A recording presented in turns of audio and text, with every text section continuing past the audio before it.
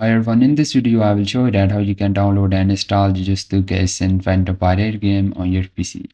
Guys, first you have to open up your any browser on your PC. Open up your any browser, just search for the BlueStacks and BlueStack website will appear on the top. So once you search for it, you have to open up this bluestack.com website. Here you will see the option to download BlueStack 10. So just click on that and just download the installer of BlueStacks.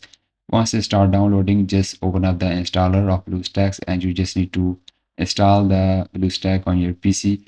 Here you will see the option to install it. Just click on the install option. Once it was completely downloaded and installed, now the BlueStack shortcut was added to your desktop of your PC. Now open up the BlueStack and it will take some time, so just wait for it.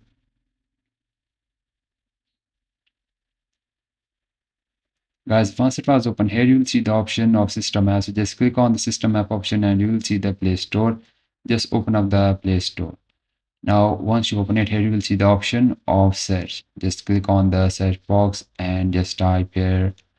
Now click on the search apps and game and just type here the game, which is the Phantom Pirate.